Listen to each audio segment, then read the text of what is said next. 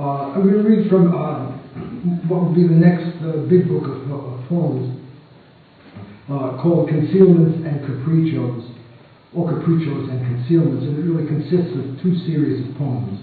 One is 50 Capriccios after Goya, and the other is called A Book of Concealments. And the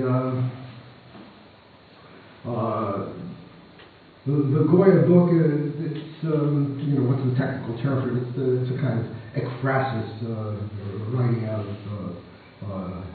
visual art, but it doesn't stick that closely to the Goya, but closely enough. There are 50 poems in the series, and I'll read about 4, maybe 5 of them. And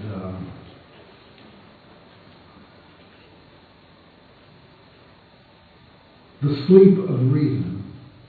That's a Goya title. It could also mean the dream of reason that creates monsters.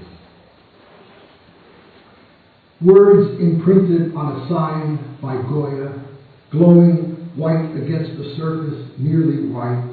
The sleep of reason that produces monsters. He is sitting on a chair, his head slumped, resting on his arms or on a marble table, pencil set aside, his nightcoat open, thighs exposed. All things that fly at night fly past him. Wings that brush an ear conceal the memory beginning in the house asleep. His is a world where owls live in palm trees, where a shadow in the sky is like a magpie. White and black are colors only in the mind. The cat you didn't murder springs to life. A whistle whirling in a cup, gone and foregone. A chasm bright with eyes. There is a cave in Spain, a fecal underworld, where bats are swarming among bulls. The blackness ending in a wall. His hands rub up against. A blind man in a painted world. A mock and monstrous, banging on a rock. In Goya's world, flesh down to bone, a feeble skin that barely covers her, her empty mouth pushed up against her nose, her eyes shut tight, the two who kneel beside her, sister crones, squat bodies hoisting brooms. What do they spin so finely? In a corner of the room, the bodies of dead babes are hanging like malls, like little dolls, the chins of children, sickly, prickly, strings attached to fingers. Elsewhere, in Goya's world, crones suck the juice from babes' jaws loose and braying, ancient beings tucked in cowls and coils, a basket at their feet filled with babes' bodies. It is too late, too late.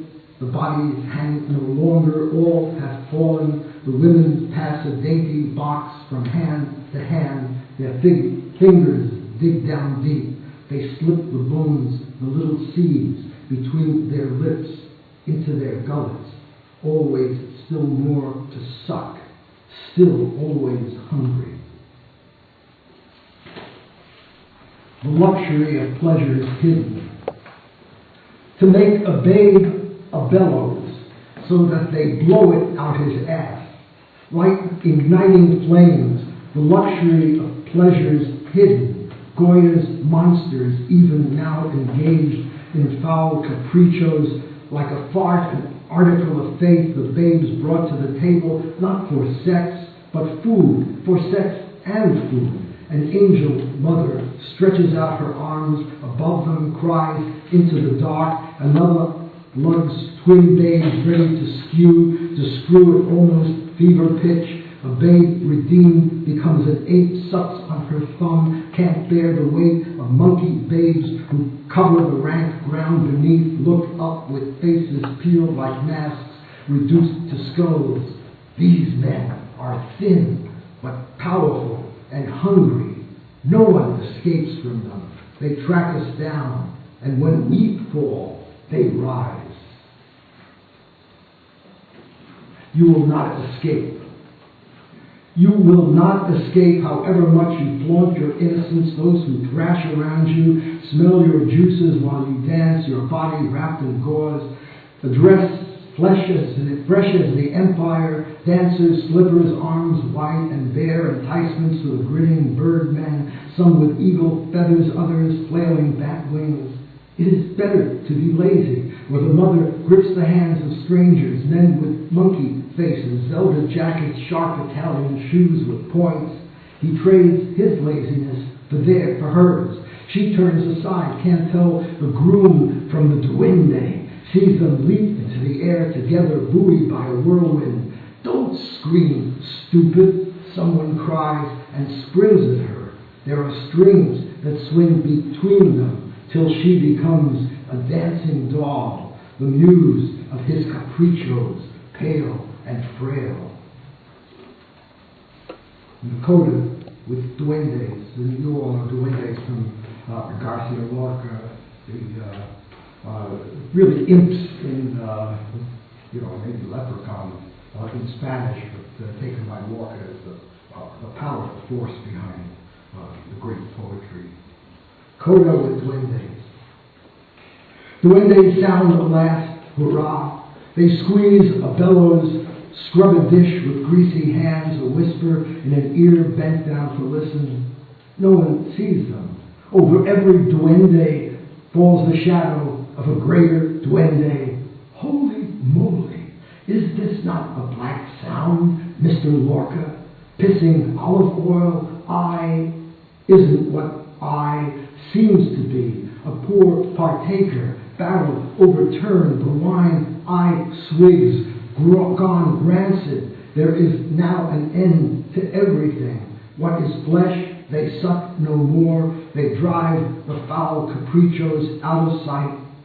Capriccios, Goya, Lorca, all my duendes locked into a cage at dawn, evading sleep and dreams, those whom they leave behind them, fathers raising arms to heaven, screaming through their empty mouths like caverns, black holes where all light is lost. Now is the time.